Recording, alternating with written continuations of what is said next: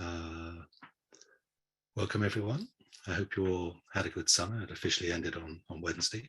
I mean, mine was a mix of fortune and misfortune. The misfortune, finding myself surrounded by Greek fire, darkness at noon on the beach, watching the red orb of the sun judder across the sky with low-flying planes scooping up seawater to douse the flames and in the mountains near Olympia. It was apocalypse now, for sure. But not so bad, really, because I also had the good fortune having brought with me two very recent books this year by contemporary authors for whom I have a great esteem.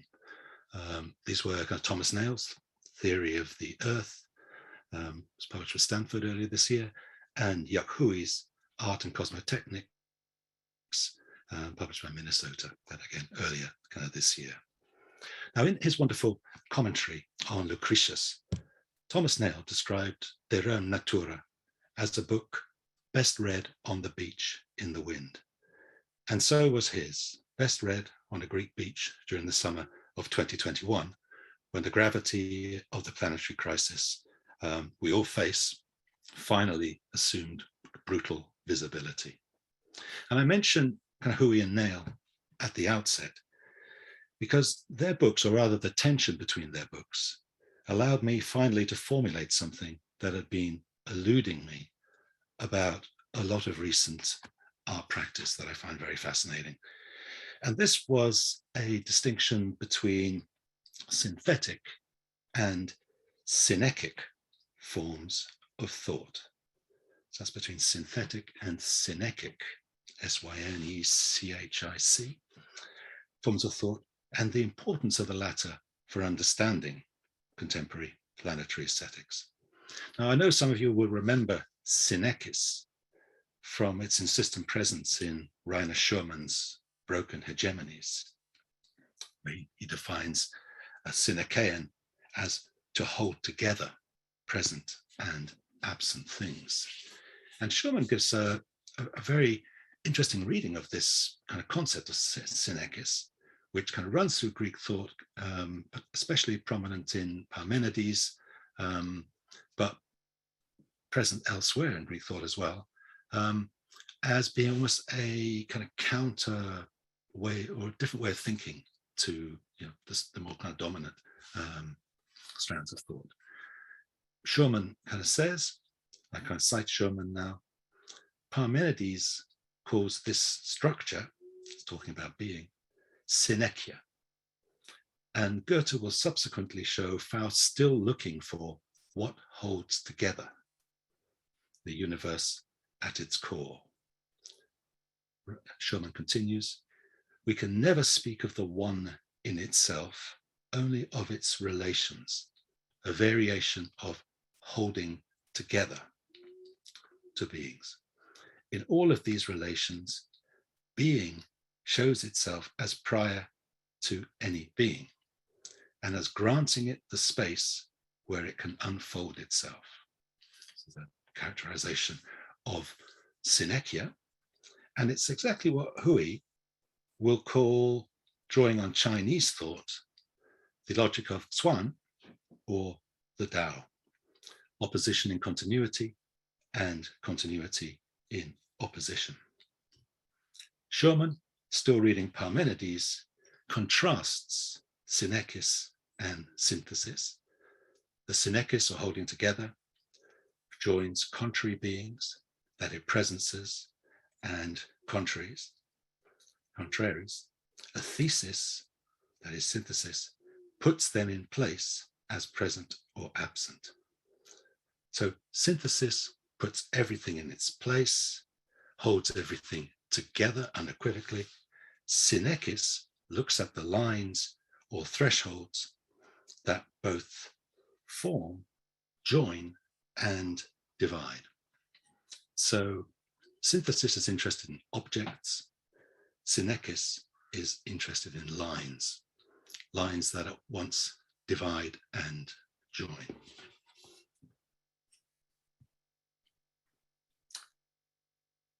Let me kind of continue. I haven't begun yet, so let me continue putting off beginning with a few words on the photograph that's to illustrate the lecture, and this was lunar orbiter's photograph of the Earth.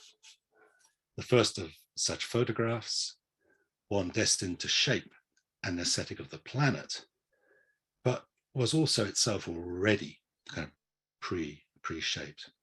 And I've described the contingencies and necessities attending the production and reproduction of this image elsewhere.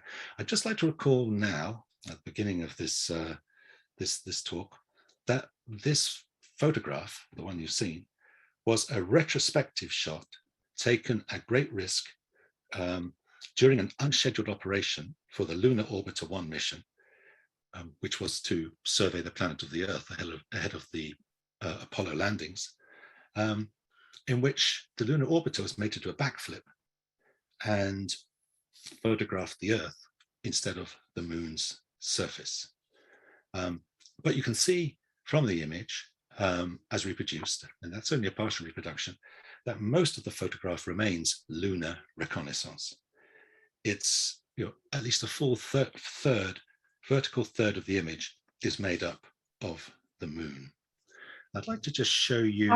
Howard, can you share the screen? Can we share the screen? I'm just about to share you. Yes, thank you. To share you the forgery of the image. So this is, you may be a little astonished, having seen the version in the advertisement. You'll see that the kind of what happened to the image was that originally this is vertical, and so just imagine this rotated anti-clockwise 90 degrees. But in the course of its kind of public dissemination, and it's hard to find the precise moment when this happened, it was moved around and became a horizontal image and was given the name Earthrise, and was then later kind of copied again by, in the famous Earthrise image. But I want to basically kind of just look at this and say that there is so much, there's so much kind of desire for this to be other than it is, that it's really kind of quite extraordinary that we don't really see it for what it is. So during the Lunar Orbiter 1 kind of mission, NASA ceded to kind of pressure to take what later became known as a whole Earth kind of image. But interestingly, and this is kind of consistent throughout the 60s, they justified the maneuver, they justified what they were doing as an experiment. And it was an experiment or a scientific contribution to what is called terminator studies. And what terminator studies is interested in is the line between the light and the shadow on the planet. That is the line kind of crossing the Earth, which kind of marks basically where the shadow of the moon falls on the Earth. That's what NASA said they were interested in. And it's quite extraordinary that is slightly, that is almost a synechis view of this image. But there are lots of other peculiarities about the image. If you try to look at the image, if you try to go online to look at this image, 90% of the time you will find this. You will find the forgery, where it has been inverted by kind of 90 degrees. You'll also find it described consistently, and this is the case with kind of Wikipedia, for example. You'll find it described as the first whole Earth image, but it's plainly not a whole Earth image. It's a half Earth image. It's more, in a way, like the symbol of the Tao than it is a fully rounded kind of Earth object. So this is a half Earth. It's not rising. It's just about to move behind the moon, photographed kind of vertically. But it has been made into a whole Earth image. And with this, the planet, kind of Earth, was placed. Remember the connection between synthesis and placing. The planet was placed according to an aesthetic of a synthetic whole. and was made a present object, it has to be the whole Earth. We can't be looking at a half Earth in which half is visible, half is invisible. I mean, this is the whole Earth. And that's because it is an object, which has now been constructed as part of a planetary aesthetic. Interestingly, kind of the scientific view of this, as a terminator line, is truer to what the image is, and it's also kind of more philosophically interesting as an example of a synechic image. So basically, what happens when we try to look away from what we've been taught about the Earth images, that this is around a spherical whole object, and look at it as already something that's only kind of partially kind of sighted, and that indeed what is interesting is the line between kind of what appears and what does not appear.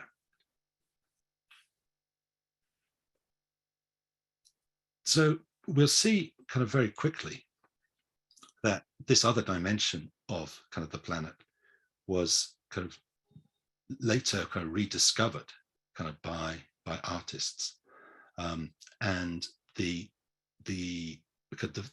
vision or the planetary aesthetic that has characterized a lot of art practice in a burst in the early 70s, and then again during the last decade of the 21st century, that has largely tried to return to this synechic understanding of the planet. So what we're dealing with is basically a confrontation of two planetary aesthetics: a synthetic planetary aesthetic, which is talking about a whole object, and a synechic kind of planetary image, which is looking at the lines of tension and holding together that characterize that object. So with those illustrations and the kind of distinction between synthesis and synechis, I'm probably ready to start. I've always been intrigued by that fluctuating footnote to the transcendental aesthetic in the Critique of Pure Reason, where Kant first says in 1781, in the first edition of the Critique, that, like I quote him, "The Germans are the only people who currently make use of the word aesthetic in order to signify what others call the critique of taste, or the art theory of the day, and also then to claim that they should stop doing it and," quoting Kant again, "reserve aesthetic for that doctrine of sensibility which is true science." So that's the 1781 opinion. It's definitely stated in a footnote. Taste and aesthetic should be separated. That aesthetic is about science, it's about knowledge. It's not about kind of the pleasures of art or taste. But in 1787, in the second edition of the revised edition of the Critique, Kant unobtrusively amends the footnote to concede that art theory could indeed share the name aesthetic with speculative philosophy. Now, later Hegel would say aesthetics is just a name, but there's something very interesting and symptomatic about this awkward and inconsistent relationship between aesthetic as a form of knowledge, or the spatiotemporal intuition of an object of appearance, and aesthetic as a theory of art.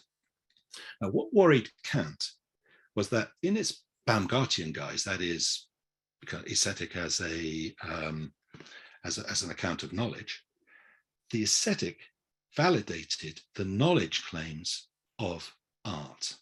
So for Baumgarten, and much to Kant's consternation in 1781, art could be a form of valid knowledge, different from scientific or logical knowledge, but nevertheless valid in its own right. Kant's solution, which he saw already in 1787, and then pursued further in the third critique, the critique of the power of judgment, was to replace the knowledge claims of art with a logic of the feeling of pleasure in the beautiful. And I think with that, he marks an epochal shift in aesthetic, which perhaps we're only now beginning to have a sense of an exit kind of from. And a lot of recent practice is not at all about the beautiful or the aesthetic pleasure. It is about knowledge and a different form of knowledge. So we've basically, I think, begun to kind of realize that there are other possibilities to to what can be known, both by science and by art. So in Kant, this awkward relation between a knowledge grounded in the doctrine of sensibility and the experience of art, be it knowledge or affect, is significant for the conception of a planetary aesthetic. And I'll try to show today that there's an unstable relation between the constitution of the planet as an object of knowledge, and I mean that very, very rigorously, an object of knowledge. And there's an unstable relation between that constitution as an object and the reassertion of the knowledge claims of environmental or ecological art practice that have become increasingly prominent over the past half century. So once again, there have emerged two planetary aesthetics that constitute their objects and their knowledge of their objects in radically divergent fashions. One is the planetary object and the systematic, literally global knowledge of Earth system science, while the other is the object and knowledges of environmental art practice. And while on occasions they come together, they also show fundamental divergences. And I'll briefly sketch now what these divergences may be, what their origins are, and why this is significant. Let me take you to kind of this next. This is the kind of the reprise of the first photograph. It's very interesting that after the first photograph, there's quite consistent political and cultural pressure on NASA to get another one and a better one, and a color one. And this one is from the 1968 kind of Apollo mission. Again, the mission is orbiting the moon, and this was a kind of photograph which the astronauts had been prepared to take, but actually was taken in kind of defiance of an order from the by Anders, in defiance of an order of the captain of the mission not to take the photograph. So it's a slightly forbidden photograph here. But what's interesting about it, this Apollo 8 kind of image from December 1968, is that this image was called for again. And again, it's known as the whole Earth image, but it's not the whole Earth. There can't be an image of the whole Earth. It's an impossible object. But the desire is vested in this being an image of the whole Earth, and it's largely a human reproduction or restaging by human hands, even though the Hasselblad cameras they used didn't have a viewfinder. So there's something a little bit random about the photograph. It's a restaging of a robotic image of the Earth as planet, the lunar, the first image of 1966 that we were looking at earlier. That is an automated image. It became the symbol of the environmental kind of movement, and that's something I want to maybe reflect on a little ruefully as we continue. And it was widely mobilized in kind of subsequent Earth days, and has become the kind of repeated image, or the first of a number of repeated images of a kind of planetary object. That is a view of the planet as an object from the outside. So how is this possible? How is it possible that this could happen again?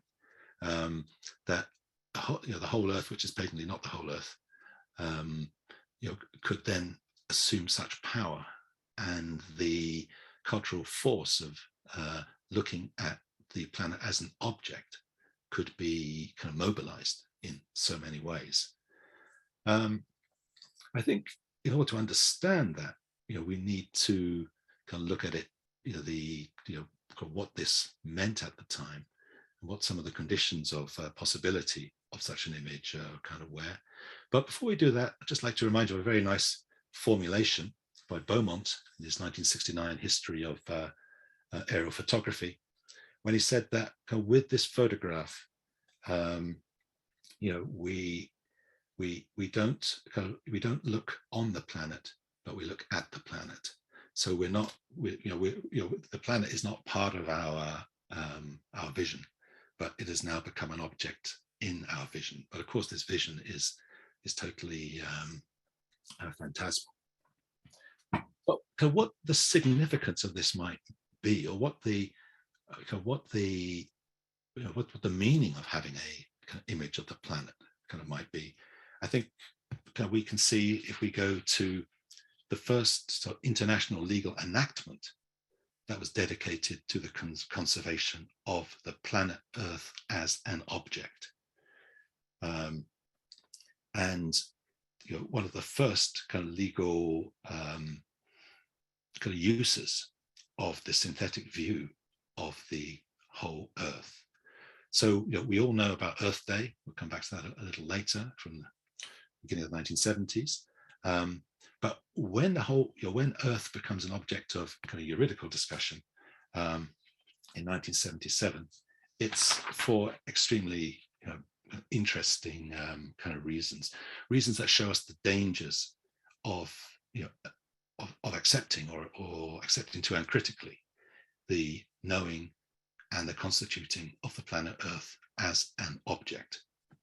I'm talking about the Convention on the Prohibition of Military or any other hostile use of environmental modification techniques, which was signed by many of the states of the world in Geneva on May the 18th, 1977.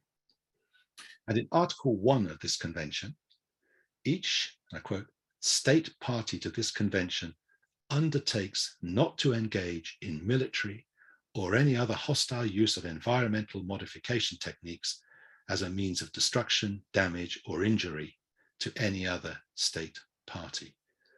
Now that's quite arresting in itself. So clearly, if this had to be prohibited by convention, it was kind of possible and strategically kind of foreseeable. That is, destroying the environment or using environment modification techniques. I'll say a little bit what they are later, in order to harm an enemy.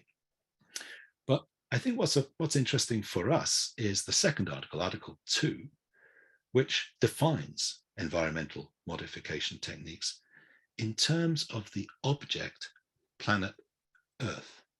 You're making for the first time the planet a juridical object. The second article states that EMT, environmental modification techniques, I quote the definition, refers to any technique for changing, through the deliberate manipulation of natural processes, the dynamics, composition, or structure of the Earth, including its biota, lithosphere, hydrosphere, and atmosphere, or outer space. Now, what this article shows, and what this convention shows, is not only that Earth has been constituted as an object and placed under the protection of the convention, as an object, it also testifies, as mentioned, to the fact that strategies of environmental warfare existed that had already weaponized the planet and its processes, and that they needed to be outlawed by the convention. And I think it's a short step from this, from 1977, to the hypothesis that perhaps these strategies themselves, environmental modification techniques, the environmental warfare, in other words, themselves contributed to constituting the object, planet Earth. That Earth as a planet is somehow, or the conception of Earth as a planet is somehow implicated in this military strategy. Now, this is a step that was taken by the historian of science, Jacob Hamblin, in his very thought-provoking book from 2013, Arming Mother Nature, The Birth of Catastrophic Environmentalism. Hamblin was a historian of oceanography. He published a very remarkable book in 2005, Oceanographers and the Cold War, Disciplines of Marine Science, which uncovered the US and British strategic initiative, which was considered in parallel to their nuclear warfare strategies of, I quote, extending total war to the natural environment.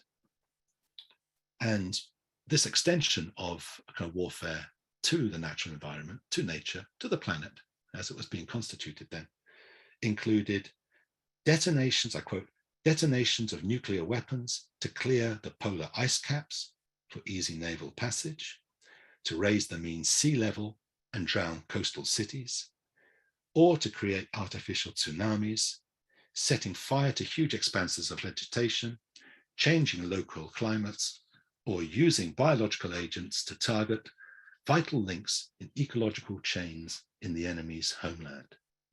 So this was the strategy that was being entertained as a parallel strategy to nuclear warfare in the 1950s. Hamblin's objective in his work is to show how the contemporary scenarios of environmental catastrophe, scenarios that we are kind of still implicated in many ways, first emerged as exercises in strategic imagination, based on the understanding of the earth as a manipulable object.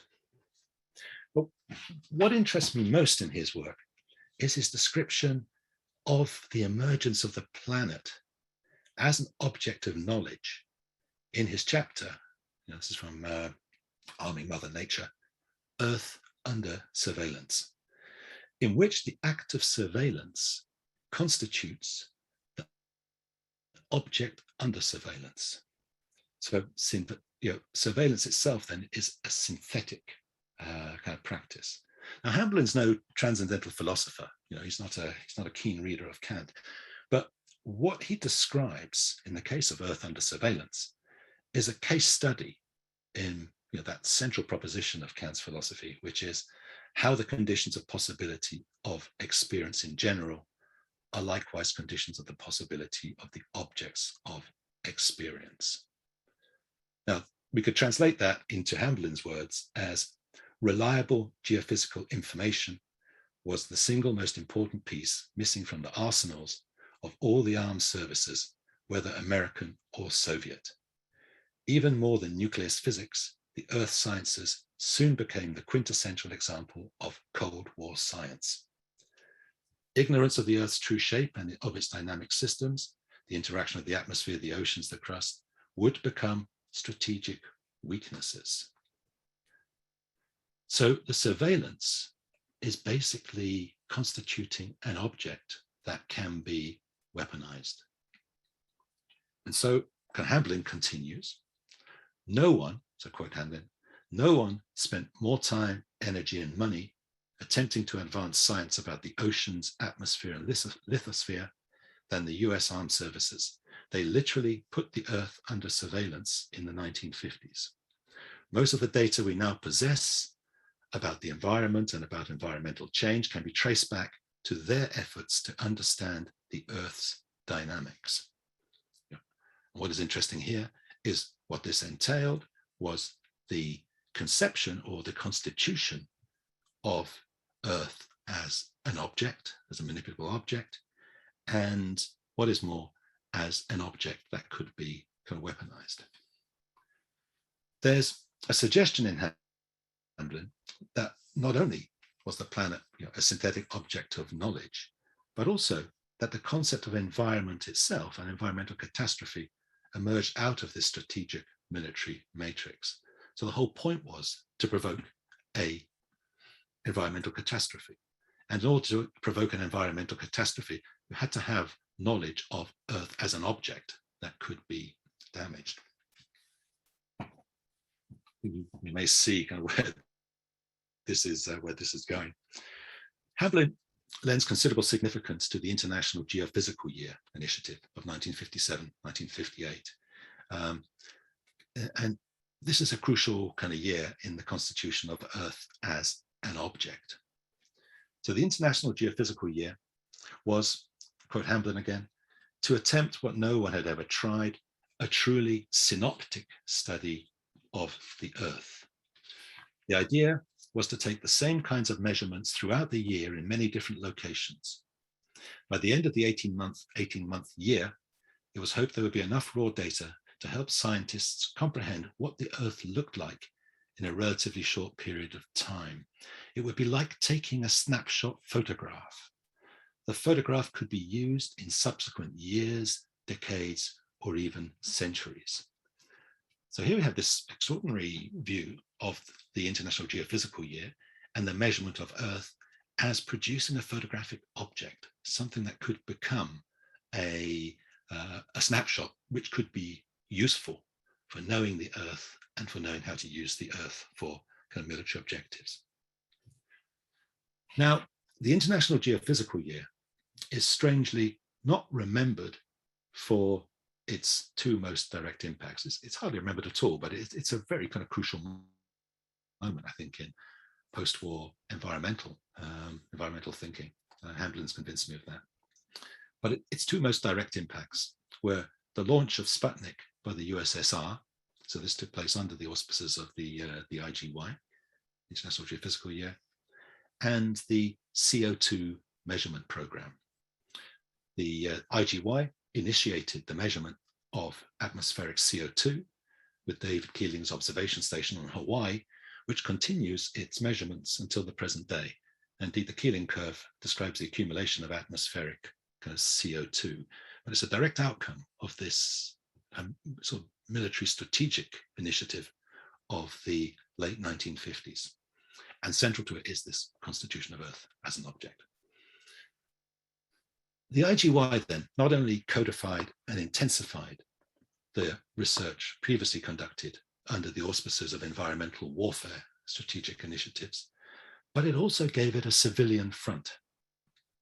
Its virtual snapshot photo of the planet, described by Hamblin, in many ways reasoned the need for a real snapshot of the planet, which we've seen was delivered finally in 1966, then again in 1968 with Earthrise. But what we see with all this is the consolidation of the object status of the Earth as a planet. We're seeing a planetary synthesis which is being conducted under strategic and kind of military auspices. Now, there's a final important step in this process that is not mentioned by Hamblin, but I think it's important for us, and is also important for the constitution of a body of knowledge about this object, which has now literally materialized in space and time. In Kantian terms, it's become an intuitable object. So these photographs, that research, the IGY, has made Earth an intuitable kind of object, or it's given us the illusion that it's an intuitable object, and we can do terrible things on the basis of that illusion to it. And this is the constitution of a new discipline, Earth Systems Science, that would give the quantitative, qualitative, and relational data a systematic and largely cybernetic shape. So the project of conceiving the Earth as an object, but as an object governed by a cybernetic system, was emerging in many places in the 50s and 60s. But the two most important, and subsequently recognized as the most important, and this was also recognized by one of the more reflective, philosophically reflective Earth system scientists, very admirable writer Tim Lenton. These two moments were James Lovelock's Gaia, A New Look at Life on Earth from 1979, and the NASA, basically the NASA internal document, Earth System Science from 1986. And I have to say, in parenthesis, strangely and fatally, Tikan, in their kind of very trenchant critique of cybernetics in the cybernetic hypothesis, perhaps fatally, overlooked, this particular manifestation of kind of the cybernetic object, or the planet as a cybernetic object. Gaia and the Gaia hypothesis of Lovelock, which many of us kind of feel quite warmly about, became important as a means of projecting cybernetics and the cybernetic view of the planet as object into environmental activism. And I can only say, don't be fooled by the title of the book, which was supplied by Lovelock's neighbor at the time, the novelist William Golding. What Lovelock meant by Gaia is the planetary object. And I quote from his introduction: Gaia is a complex entity involving the Earth's biosphere, atmosphere, oceans, and soil, the totality constituting a feedback or cybernetic system which seeks an optimal physical and chemical environment for life on this planet. And the good thing about Lovelock is that he's not just interested in human life. He means life on this planet. What's interesting or telling by this definition of Gaia, which I think very few people that would use Gaia or would support the Gaia hypothesis kind of would like to think that they're actually thinking about a complex cybernetic entity. What is interesting about this kind of language is that it's a language of entity, totality, the language of object synthesis, almost in its kind of rawest form. Now, the NASA document is important in a different way. So the Gaia document is important for the way that it mobilized, the notion of object, kind of Earth for environmental activism, and continues to do so. And it's a very admirable kind of book. But the NASA document is important in a different way, because it makes the case also for the systematic observation of the planet as an object structured in terms of a cybernetic system. And what it would do is to put in place a surveillance structure, which would look at the very object that it was constituting in the act of surveillance. The document, you can find this on the NASA kind of website, Earth System Science Overview, a Program for Global Change, around just 1986, describes I quote, the goal of Earth system science as obtaining a scientific understanding of the entire Earth system. And it sees the urgency for doing so in achieving this goal as one of, I quote again from the document, developing the capability to predict those changes that will occur in the next decade to century, both naturally and in response to human activity. So we constitute the planet as an object, and actually, NASA, this document calls for massive investment in satellite kind of observation platforms, which was affected. But what we can see in this document as well is an anticipation, or even the laying of the foundations for subsequent Anthropocene discourse. So it wants to understand object Earth as a cybernetic system in order to be able to gauge the response of this system to human activity. And it called for an ensemble of programs comprising global observations, satellite platforms, I quote, information systems, which, I quote again, are based on new developments in computing technology, the development of a new conceptual and numerical model of the Earth system, and finally, the coordination of federal agencies and the fostering of a worldwide political awareness. So the fostering of a worldwide political awareness. And I think we can situate the Anthropocene within that fostering of the awareness. And it concludes with a clear reference to the planetary object and the preservation and kind of manipulation of this technological manipulation of this object. The document concludes, we have no greater concern than the future of this planet and the life upon it. To preserve it, we must continue to seek a deeper scientific understanding of global Earth processes. Now is the time to meet this challenge through a program of Earth system science. Now, these proposals were largely satisfied and the program realized. So the first planetary setting then is the planetary setting of Earth system science, with all these equivocal, origins that it has. And in many ways, this is the hegemonic planetary setting of the moment. It has normative force. If we want to talk about the planet, or if we want to intervene, in the future of the planet, we almost have to accept this discourse and its results. And this entails accepting that the planet is an object, and that we can't avoid the planetary setting that has been constituted by Earth system science and previously by the strategic environmental warfare initiatives. So the spatial object of this planetary setting is kind of the planet as viewed from kind of without. Its temporal horizon, this is a fascinating feature of Earth system science as proposed and as practiced since this proposition in 1986. Its temporal horizon is 500,000 years. And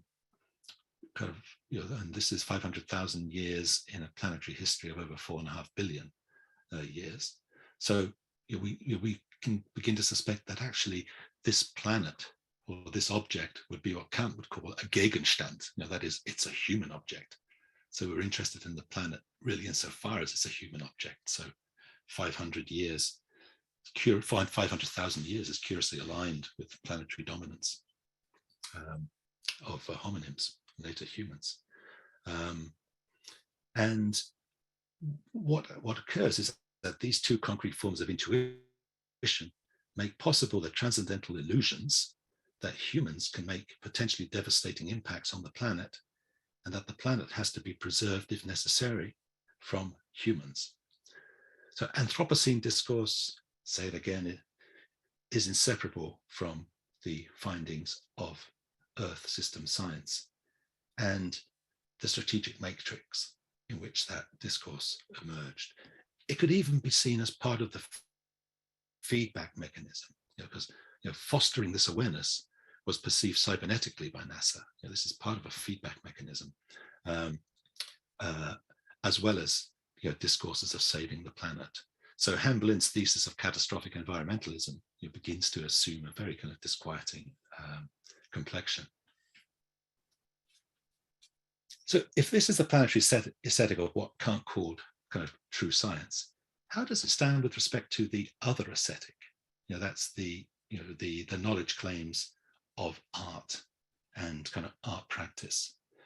And I think this has become a critical question in just about all respects. It's the question of, is there space for other ways of knowing the planet apart from Earth system science and its cultural adjunct, the Anthropocene? The unmistakable term to environmental art practice to research and the framing of knowledge claims shows kind of how much that space is being contested. And this contestation has to be conducted not so much against the knowledge claims of Earth system science. This is in no respect, climate change denial. I think that any of these activists or even myself are undertaking, but against some of its projections, or again, what Kant would call transcendental illusions. It's as if the artists are being called to write the transcendental dialectic of Earth system science. You remember in the Critique of Pure Reason, Kant, in the transcendental dialectic, basically undoes what he calls the transcendental illusions of metaphysics, to have total objects, these objects such as the universe, the soul, the divine or God. These are what he calls transcendental illusions, and they're undone by the transcendental dialectic. Another claim of knowledge then with respect to metaphysical knowledge. What view or transcendental illusion is that the very historically specific constitution of the planet as a systematic total object viewed from without has to be mandatory for all planetary experience and knowledge. You know, we need to kind of put into question the view that we must experience the planet as if it was an object in this way. Another transcendental illusion is the idea, maybe this is a little bit more controversial, that if we make the planet inhospitable for human life, that is the end of the planet, or the end of kind of life on this planet. It's just the end of human life on this planet. So contrary to Mike Berners-Lee's proposition that there is no planet B, there is indeed a planet B, a planet C, a planet D, and a planet for all the letters of the alphabet, whole alphabet of planets. The only problem is, as Kafka said, these planets are not for us. But there are possible planets kind of following our kind of modest disruptions, modest in terms of geological history, disruptions of the planetary kind of processes. Another illusion would be that the planet is an object that we can shape or control through geoengineering. All these are illusions, that kind of need to be kind of put into question. And art is one of the main sites at the moment where this is being conducted. So what then distinguishes the knowledge claims of environmental art with respect to those of Earth system science? Now, answering this question in a way kind of takes us back to some of the early kind of reactions of the land artists of the late 60s Earthrise era. And there's some very interesting elements there, which are now almost being, in a many way, being re-energized by the the needs of the moment. There's the intervention at the level of time by Robert Smithson and Richard Long, who in very different ways, complementary ways, I think, appeal to geological knowledge and geological timescales that preemptively correct Earth system science's compression of geological time to human time. It's 500,000 year timescale. So Smithson's reflection at the end of his renowned Spiral Jetty essay, which was written, I remind you, in response to an editor's commission to discuss how, quote, artists could contribute to the creative shaping of the Earth's surface on a grand scale. So this was the brief kind of given to Smithson. Smithson's comment was, these fragments of a timeless geology laugh without mirth at the time-filled hopes of ecology. In a way, a devastating critique of Earth system science in the name of geological time. I've probably got about another 10 minutes to go, but the end is in sight. There's also the intervention at the level of space, or rather at the level of another kind of way of imagining the Earth. And I'm always struck by for what for me is increasingly becoming an inaugural moment of kind of what was to come. And this is Newton Harrison's kind of practice, later joint practice with Helen Meyer Harrison, kind of responding to Earthrise and World Earth Day in 1970 with this kind of work, Making Earth. So this is a different, he's constituting a different kind of Earth literally here, and a different knowledge of the Earth. This isn't the Earth seen from a spacecraft orbiting the moon, but it's Earth that is watered, turned, hoed, shoveled, felt, smelt, and tasted. And with that, we get another knowledge of the Earth. And with that, we get a focus on the Earth, not as a planetary object, but as another form of knowledge, a counter form of knowledge. And this was then taken further by the Harrisons in their works, usually regarding rivers, river valleys, and estuaries, bringing into consideration indigenous kind of knowledges and kind of local knowledges, which basically dealt with the earth in a in a way that did not regard it as an object to start with. And this, I'll say a little bit more about the practices that I think are inaugurated by this. But before doing that, I'd like to go back to kind of Nail and kind of Hui and what they made clearer for me, and to see if that if it does anything for you as well. So the knowledge of the planet generated by an environmental art practice like making Earth is not addressed to a synthetically integrated object whole, but rather to the fault lines and points of stress where the planet makes how it is holding together or falling apart apparent. So this is largely going to be a work not interested in objects, but in lines, lines of stress, lines that as a line just so extraordinary. What's so extraordinary about a line? It opens, it divides and it joins at once. And that is to say that this kind of practice is synechic, as we were talking about this earlier on, not the pursuit of an object synthesis. And I say it's at this point that the work of Nail and Hui became so helpful for me. So it was nice to read them both on a smoky Greek beach, especially the ways that these two texts themselves fall apart and hold together internally and with respect to one another. And both authors were innocent of the other's kind of work. So it was a nice experience to look at them both. Now, Nail's theory of the earth is a kind of remarkable contribution. And I think in a way our debates, especially if we're interested in environmental art practice, our debates can never be the same kind of after it. Because it not only recognizes the peculiar, it recognizes something which was so glaring, it was kind of invisible really, that there was a peculiar innocence of geology shown by 20th century kind of philosophy.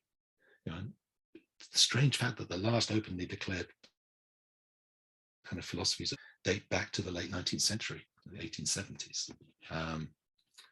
It shows that, and then shows this absence, but it also attempts to remedy this absence. And it's refreshing to read a thinker working on a geological timescale. And I think we can only admire the consistency with which he develops his theses on motion, which were proposed in his earlier 2019 Being in Motion, with respect to geomorphosis, or the shaping of the earth. Nail is interested in geokinetic morphosis, that is, in the movements of the earth that constitute the shape of the earth, achieved by a motion driven by what he calls pedesis. Pedesis is almost stepping forward. So he's saying kind of matter is always kind of stepping forward, a process that for him is cosmic in scope. This brings with it a very beautiful planetary aesthetic, which is most lovingly described in the section of Theory of the Planet that is dedicated to geoaesthetics, or the Archean Earth. I thought I'd read this to you and just perhaps note, kind of how, although this is a very kind of radical, very beautiful thought, the Earth is somehow still an object, that it remains. Interestingly, I think Nail's forthcoming book is on the theory of the object. So it'll be interesting to see whether he, will be able to kind of, answer kind of worries about whether he's accepting this kind of view of the Earth as an object. But this is his kind of planetary aesthetic. So I quote: The surface of the earth became a stage for the performance of light, form, and motion. Relative to the changing starry periphery, the earth was a calmer surface for the play of emergent forms, waves, clouds, whirlpools, and action cells. The history of aesthetics has forgotten air.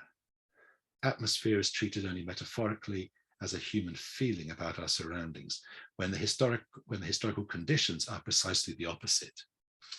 In cloud figures float on a strange void of the sea. The earth is the first artist. The ocean was the first camera and cinema screen.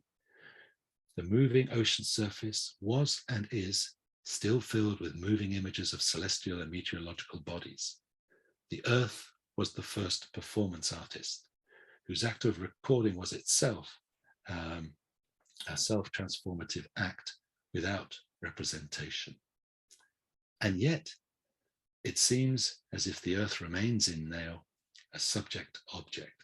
It still seems that in all its beauty and rigor, there is offering a synthetic. And I think, if I was inclined to accept a synthetic global account, I'd certainly accept nails. It's a synthetic global account of the planet in which everything is placed according to its form of motion. Now, I suspect that for Hui, in art and cosmotechnics, Nail's book would lie at the radical extreme of Western thought, a thought that he places beside Chinese thinking, and especially the art practice of Shanshui, mountain, water, with the emphasis always falling on the line between mountain and water. Hui explores in his book another logic, that of Zhuang, characterized by what he calls oppositional continuity, indebted to Lao Tzu and the Tao. Oppositional continuity, I think, would also be a very plausible translation of synechis, and it indeed shares many characteristics. For oppositional continuity can never be synthesized into a thing or an object. It can never be grasped as a whole. It can never become the object of systemic kind of governance. Oppositional continuity can only be traced. We can only trace the lines between being and nothing, mountain and water, and understand that that line which draws them together also forces them apart. And Hui illustrates this very suggestively with a discussion of a kind of technique in Shanshui painting, which was known as the one-stroke method. In Hui's words, and I think this is, again, a very strong way of understanding this second planetary aesthetic. A painter can grasp the unity of the cosmos and the human through one stroke, and that the beholder does so by contemplating the painting. And this kind of one stroke, or this attention to the line and to the just line, is kind of very close to the synechis, enunciated by kind of Parmenides, kind of which for me is both illuminated by Nail and Hui's work, and also helps to understand the direction taken by some of the recent environmental art. So I shall now kind of head towards the finish. So the knowledge of the kind of planet generated by environmental art practice is, pays attention to those kind of places or those lines where the planet is falling apart and where it is just kind of holding together. And this attention, to the lines of stress kind of in the planet, which are not viewed from above, but are viewed kind of from within, and they're viewed as, with their full political force, as involving specific issues of occupation, and intervene in the contested politics of occupation, not to save the planet from humans, not to preserve this object, not to curate the object planet Earth, but to contribute to the knowledge, constitution, and survival of discrete forms of life. So if Earth system science as a cybernetics shares in the anti-political administrative ethos of cybernetics, and this is something that is very clear in kind of Crutzen declarations of the Anthropocene, sometimes chillingly clear, I think. This art practice and its knowledge is intrinsically political in its interventions. It practices a regional ontology.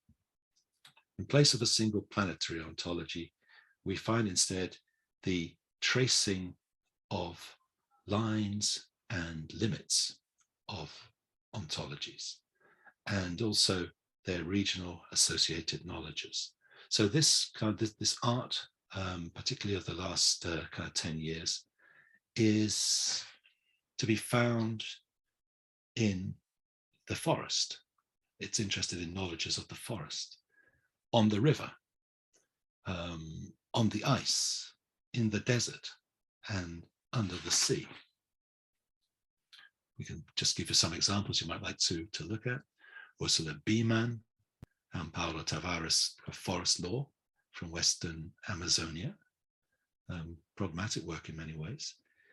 Amakamwa's kind of counter archive, The Sovereign Forest from Odisha, India. So these are looking at the lines of stress.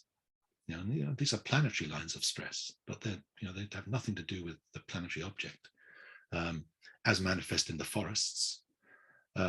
Rabi Agarwal's very, very beautiful Yamuna kind of river project, and Banerjee's kind of wonderful photographic work, but also the book artwork Arctic Voices. I'd also put in this this kind of this art as knowledge practice, Thomas Joshua Cooper's Polar Pictures, Betty Beaumont's earlier Ocean Landmark.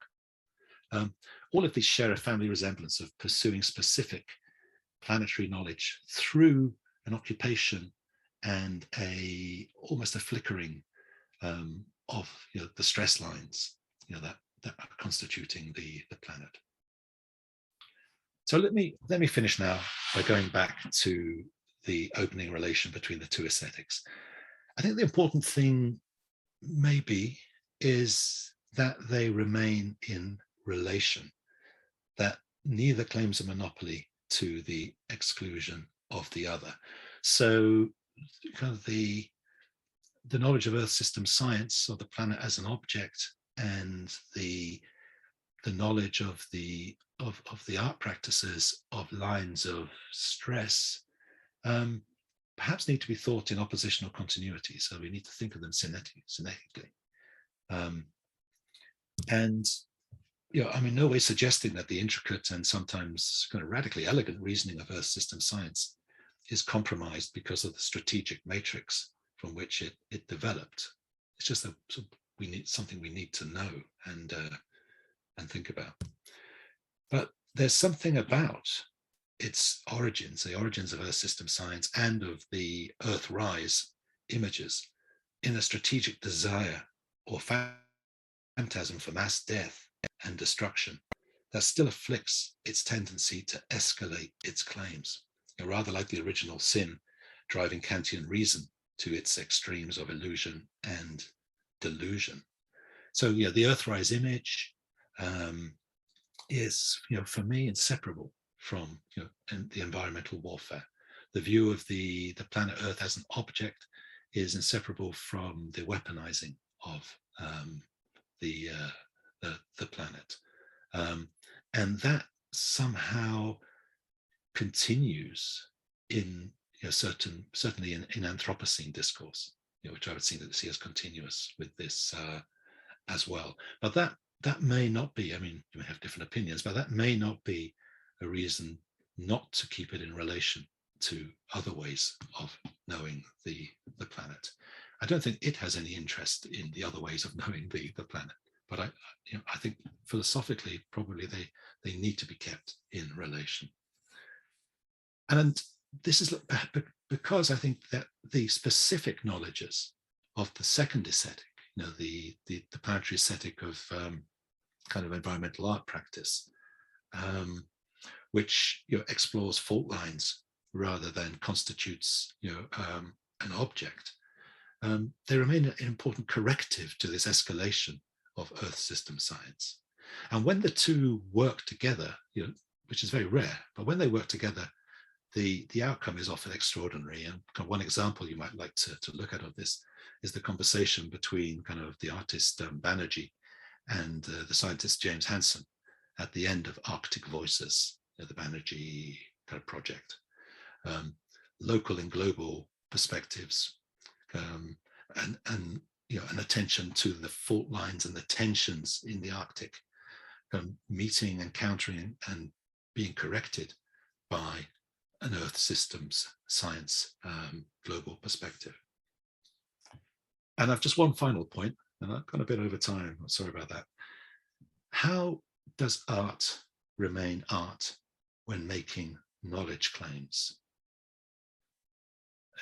This is a kind of fundamental kind of problem. It's even there in the original expulsion of the artists in the Republic, and it was a problem for Baumgartian aesthetics that it had to postulate an obscure but nevertheless cognitive pleasure of the senses. So how can we take pleasure in environmental art, conducted under auspices of kind of great stress and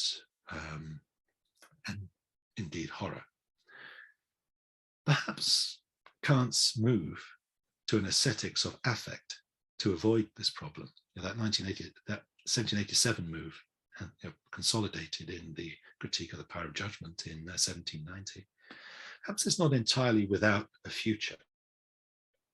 For on the first page of the third critique, he defines pleasure in the beautiful in terms of what he calls the enhancement of the feeling of life. So perhaps what makes environmental art rather than science, what accompanies its knowledge claims and makes them have a different kind of gravity than the claims of Earth system, scientific claims of Earth system science, is that the contribution to knowledge of environmental art is ultimately guided by the end of enhancing and extending and embracing the feeling of life. Thank you very much, and my apologies for having gone on. Thanks.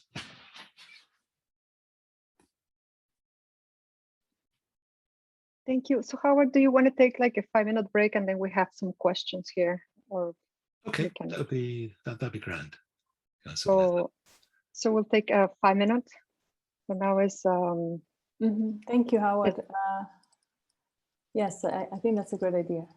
Okay, so at my 6:25, we'll come back at your 1:25, I guess. And go ahead and stop sharing the screen so we can. Yeah. There you go. Great. Great. Wonderful. Okay. See you in a couple of minutes. Okay, back soon. Thank you for lecture. Okay, we are being recorded again. There are quite a few questions coming in.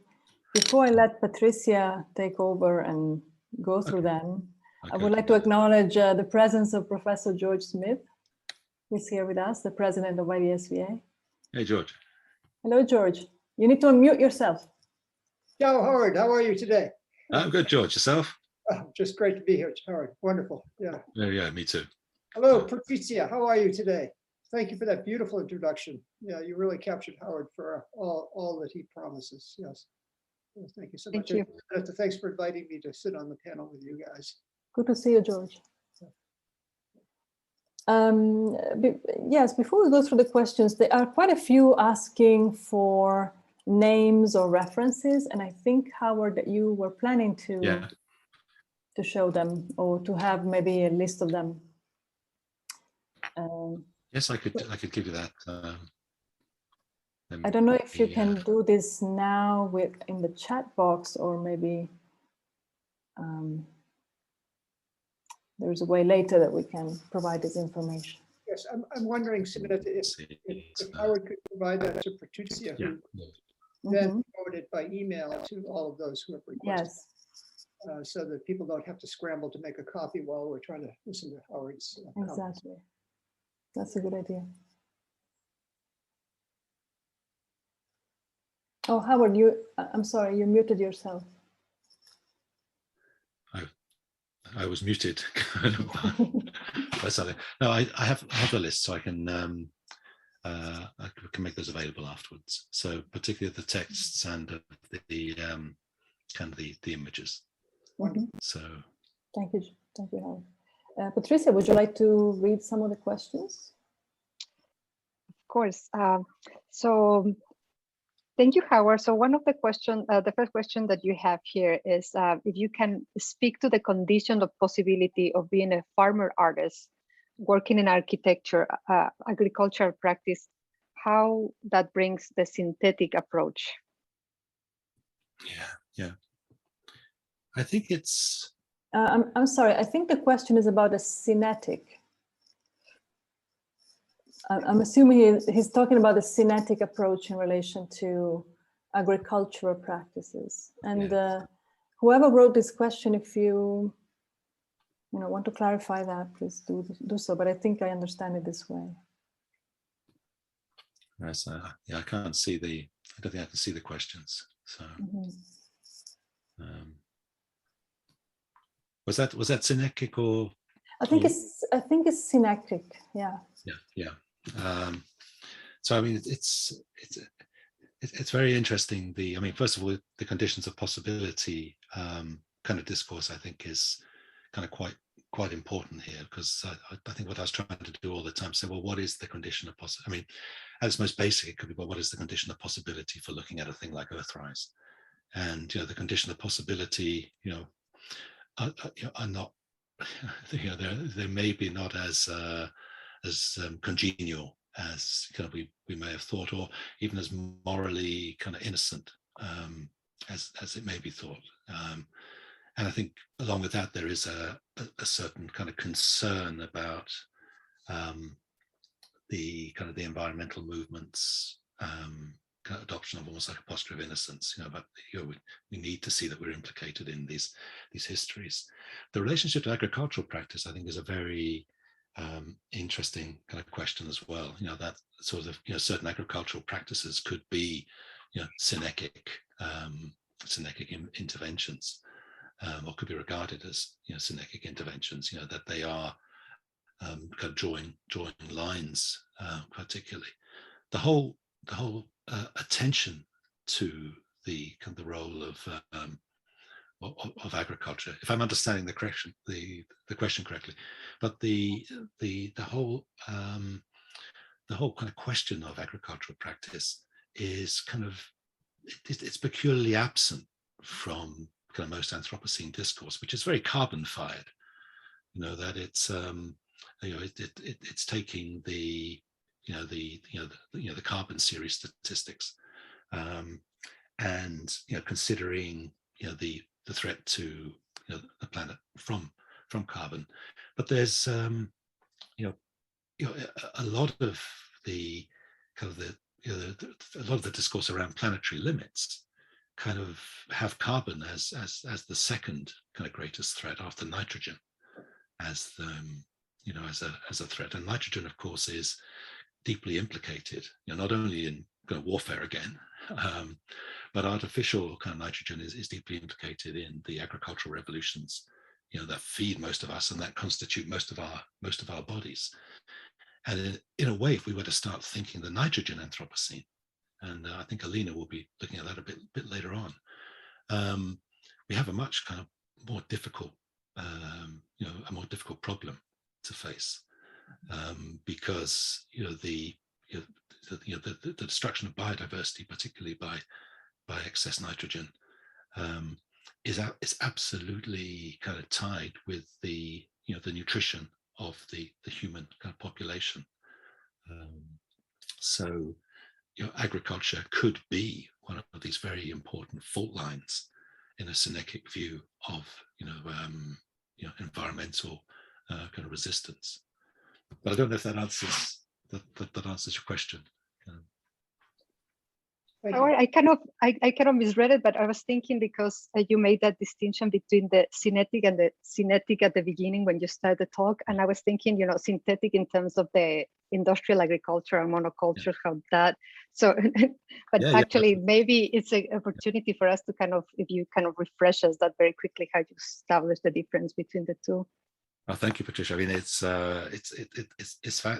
fascinating how synthesis, or the placing together, kind of literally, is also synthetic, in the sense of kind of man-made or kind of manufactured. So I think the way I was looking at it was in terms of the kind of synthetic being the constitution, or being interested in objects and the constitution of objects, which of course industrial synthesis or chemical synthesis is. It's all about producing objects. And synechis as being kind of more concerned with kind of lines of stress, between oppositions or opposed kind of forces. So in this case, the condition of possibility for feeding a human population, I don't think this is necessarily the case, but it could be understood in terms of having synthetic nitrogen, or nitrogen that's been extracted synthetically from the atmosphere. But the sort of practices that may be resisting that, and that we need to kind of consider more fully, composting and kind of recycling of nitrogen, that they would be synechic, because they are occupying a fault line in the kind of the in the constitution of the planet. It's not that, and in a way it's very difficult to think of carbon dioxide as an object, although we're increasingly being thought to think of it in terms of tonnage. And similarly with nitrogen, it's not something that we can think of synthetically as an object in the same way. Thank you, Howard. Thank you. Tricia, what other questions? So we have another question here, and it reads as follows: how you encounter Peirce's concepts of synechis and Buckminster Fuller notion of synectesic in your research? And do you think that they are significant in thinking about this alternative planetary aesthetics? And this has a follow-up, but I don't know if you want to address that, and then maybe we can do the follow-up afterwards. It's very interesting, the kind of that kind of Peirce has so many elements in his thinking that are kind of increasingly becoming important for radical thinking. I think of Eduardo Korn's How Do Forests Think, which is largely a reflection on Peirce. So I think there is something very useful there. I mean, what he sees, and certainly what Schumann kind of sees, is that there is this other way of thinking. Parmenides kind of exemplifies it, which is kind of running pretty consistently, in the margins of the metaphysical kind of tradition. Because in a way, when we're talking about synthesis, we're also an object constitution. We're thinking about metaphysics and its own constitution of objects. I think what might need to be added to that, though, is this this thinking about the about the lines. So particularly with kind of Schumann and Parmenides, it's about the holding together of the present and the absent. But I think kind of what the more recent artists are kind of showing is that what's holding together and also forcing apart is the line. So thinking of the line is something that I think is emerging in the thought of this now. I don't remember that being particularly prominent in purse. With Buckminster Fuller, I would have to think about that. Think about that a little bit more. You said there was a follow-up. Yes. So the follow-ups. If we avoid describing the Earth as an object, how do we describe it then? What will a description of pure immanence would look like? Mm. Yeah. I think, I mean, there's almost two. I think there could almost be two responses to that I would think of. I mean, the first one, and you've touched a raw nerve on my part there. The first one is the putting into question, or the putting under critical scrutiny, the whole Earth image, and kind of thinking of the Earth as an object, and its investment in its origins in strategic kind of discourse, and I think that's I find that critique and the extension to Earth system science, I find that kind of very disquieting, but also quite it's sort of satisfactory as an argument, that there is something amiss with thinking of the Earth as an object, that we can destroy, or that we can somehow geoengineer. That's clearly not the case. But what follows afterwards is to say, well, how do we bring the Earth back from space in this way,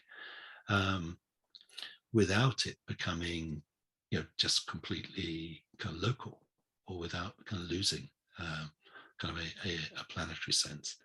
And at that point, as you can see at the end, I became kind of very kind of feebly ecumenical, or maybe I was in the best sense, perhaps, in that it's important to have then the oppositional continuity kind of there. That is to say, look, there is this this very kind of harsh discourse of Earth system science that underlies, so whenever anybody says, look, it's the science, then we can say, well, look, the science is also this, and we need to understand that its investment in mass death,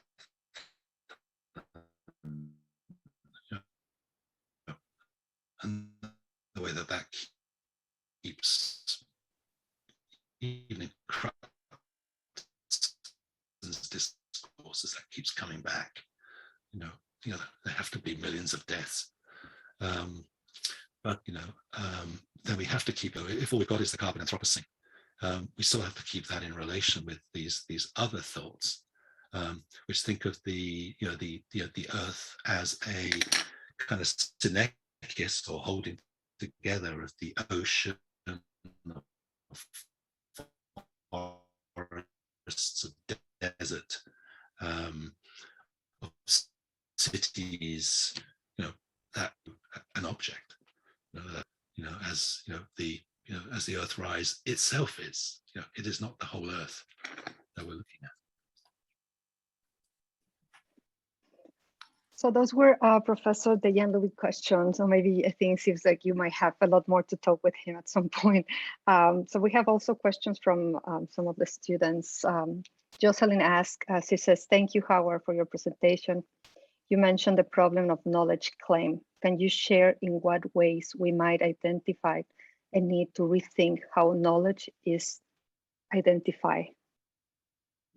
How knowledge is defined. Yeah. She made a correction later that she wanted to say identify. Yeah. I mean,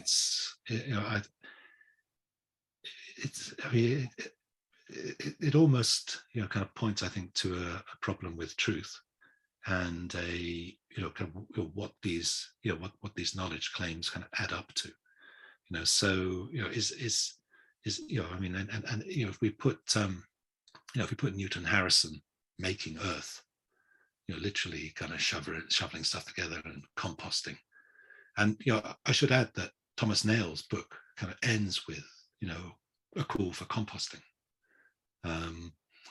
if we, if we put that knowledge of the earth, the earth that you've made on your compost heap and that you're growing your food out of, if we put that next to,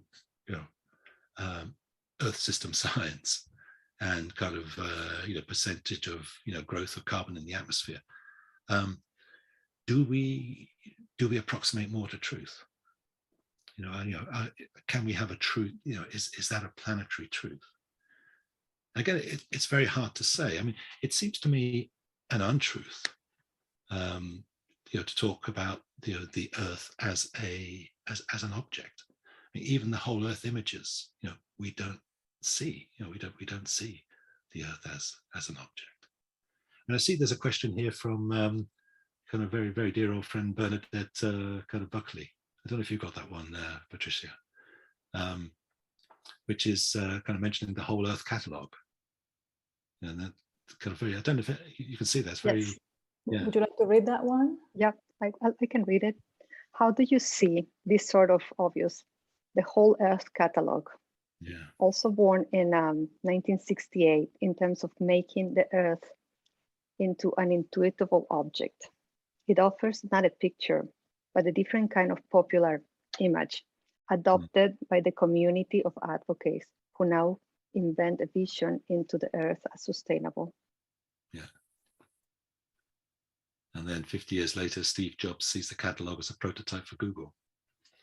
The whole Earth catalog is interesting. I mean, one of the things that would be kind of nice to look at more kind of clearly is kind of that kind of throughout, even in the environmental warfare kind of stage, or environmental destruction techniques kind of stage of thinking about the planet. In the 50s, there was also a strong recognition that there had to be some kind of popular or cultural manifestation or kind of thinking about the planet, and the whole Earth kind of image really I think comes out of that. I can't remember the guy's name who was behind the whole Earth, but he was kind of also lobbying kind of NASA in the early 60s, and was kind of instrumental in lobbying NASA to get a photograph of the whole Earth. I mean, I mentioned at one point, quite early on, that kind of NASA actually weren't at all interested in a photograph of the whole Earth. When they took the chance, and there were extreme divisions in NASA about flipping the reconnaissance kind of flight in order to get a photograph of the Earth. It was the Californians that kind of prevailed in the end. NASA still never owned up to it being a whole Earth image. They said it's part of an experiment in seeing what the Terminator line kind of looked like. They were interested in the line and the line between visibility and invisibility.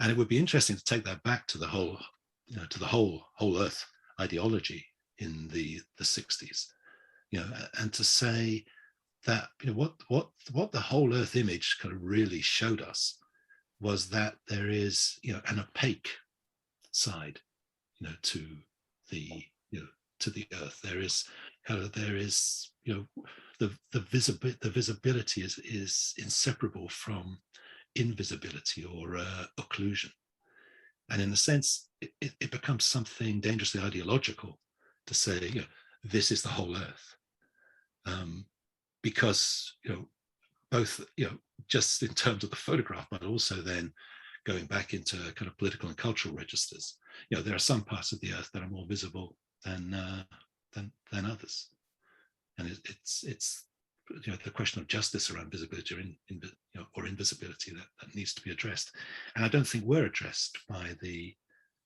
whole Earth ethos there. But it's interesting how that was very important for some of these later kind of corporations that emerge and now kind of shape our lives. Howard, there is a name for the the author of the Whole Earth Catalog, Stuart Brand. Yeah, of course. Thank you. Thank you, Bernadette and Roy. I have a few more questions. I don't know if we can take maybe one more or two more. Oh, what do you think, Howard?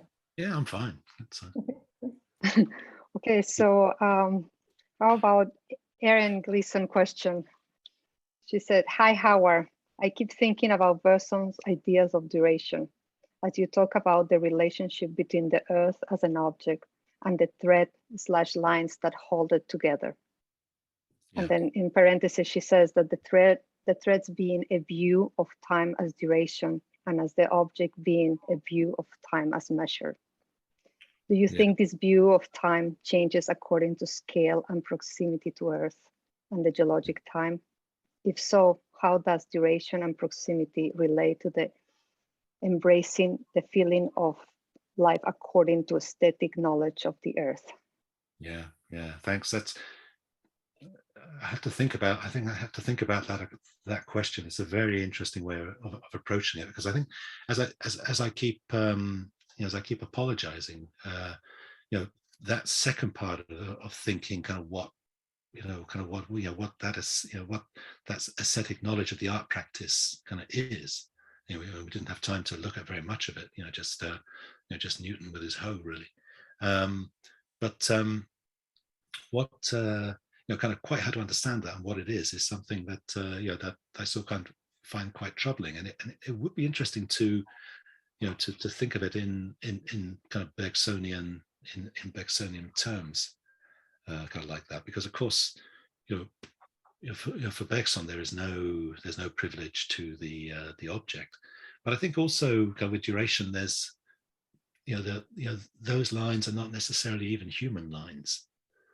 And those times aren't necessarily kind of human times, because in a way we inhabit a planetary aesthetic that literally almost in that Kantian sense as forms of intuition, to which we're quite insensible. I mean, I had a peculiar experience of that when I was reading these guys down in Greece, and it was literally darkness and noon because of the smoke. But what that made possible was to be able to spend a day watching the sun, because normally you don't really get to see much of the sun. But if it's kind of if it's clouded with smoke, I hope I haven't destroyed my vision doing it. But what was quite extraordinary is that the movement of the sun did not seem regular.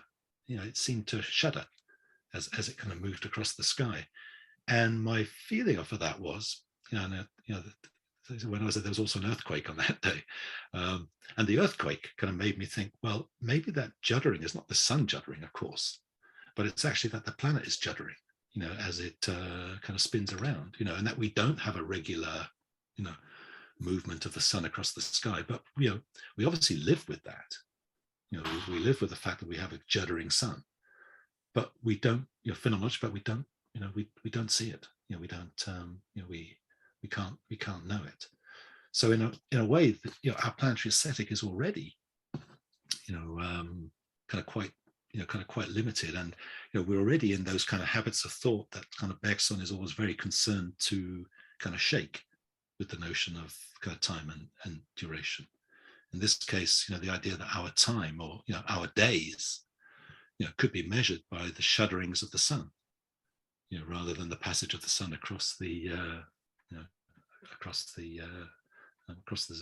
zenith. So thanks for that question. I think you've made me think a bit more about how duration may help with this idea of kind of the line.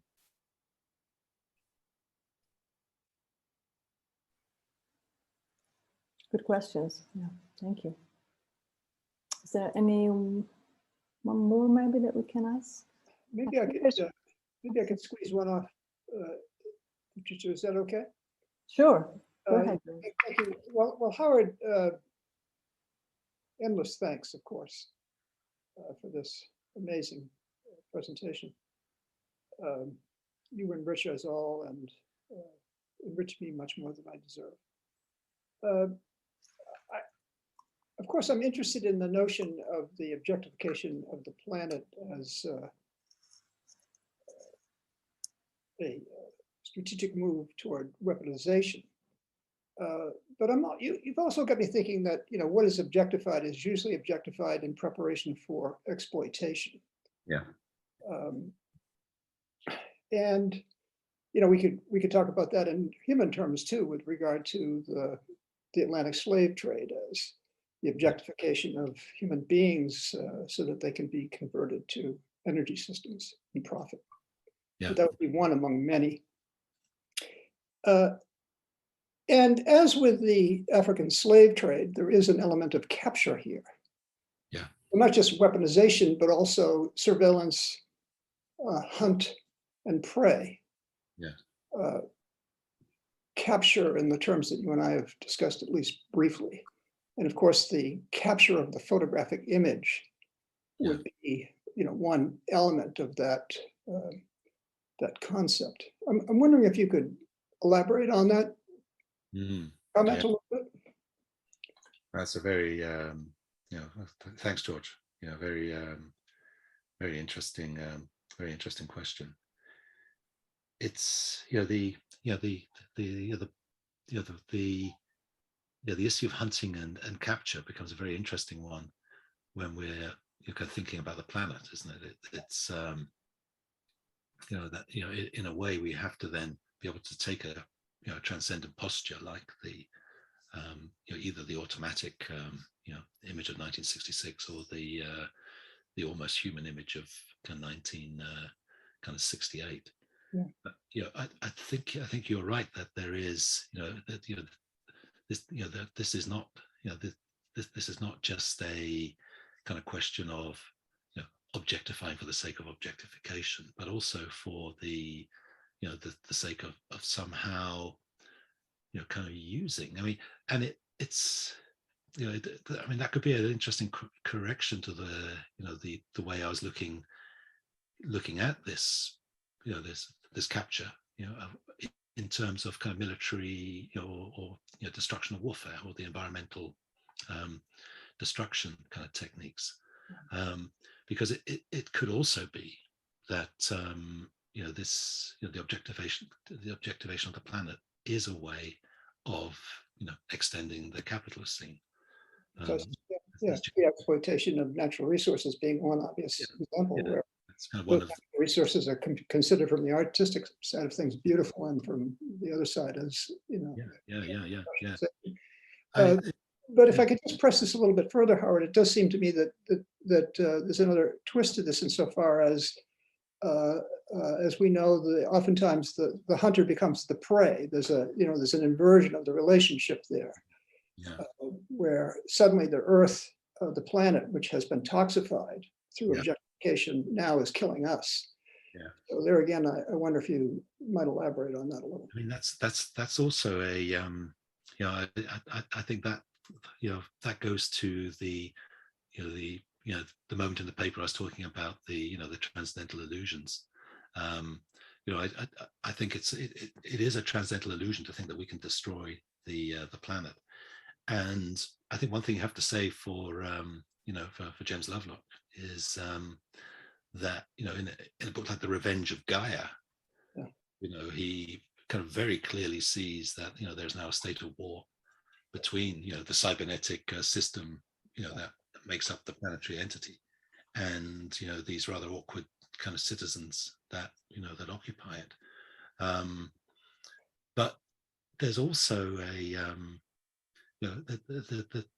there's also, it also seems quite important to me to kind of step out of the human perspective kind of with this. It's striking Earth system science kind of its chronology is basically a human kind of chronology. So the kind of the Earth has routinely gone to extremes in its geological history that we could barely imagine or could barely dream of achieving with the planet.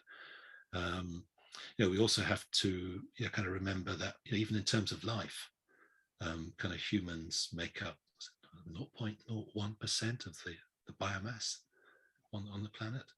So it's in a way it it's difficult to think of us being able to capture, or being in the position to capture. So there's almost an illusion of being the hunter or the exploiter.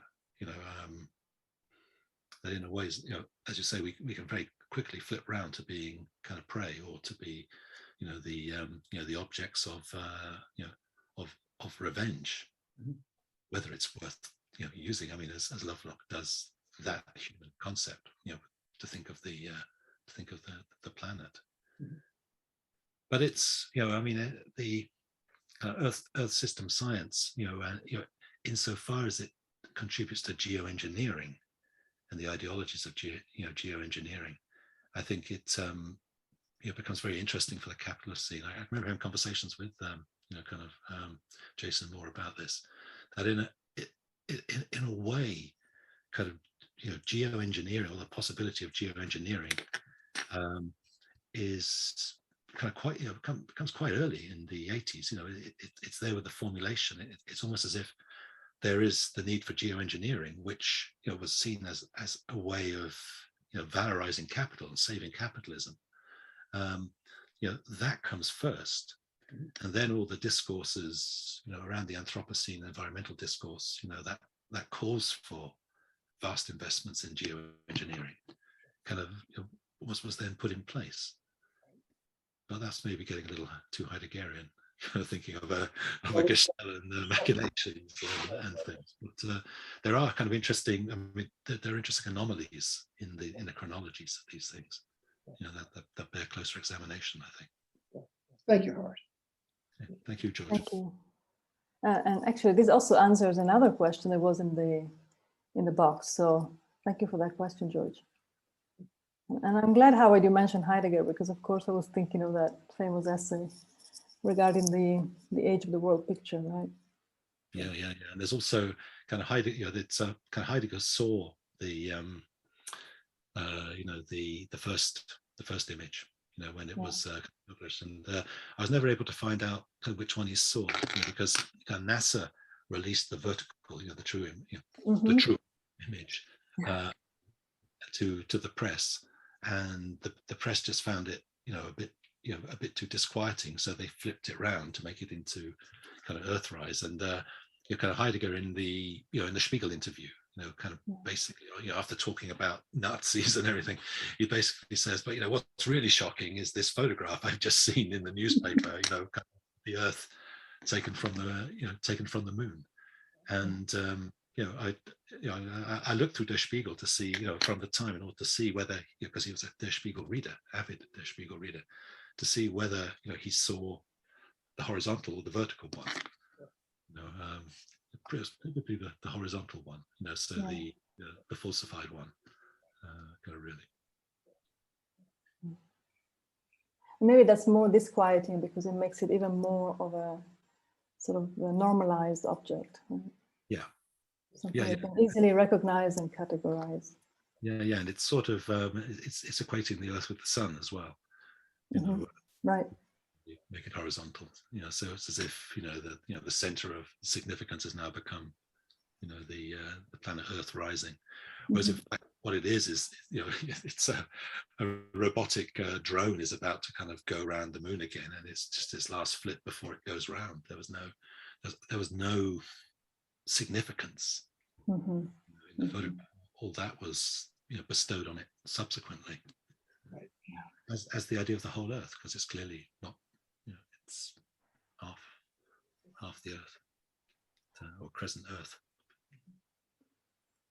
Thank you so much. I think this will require another 2-hour discussion, but unfortunately we are at the 2-hour mark. Oh, right.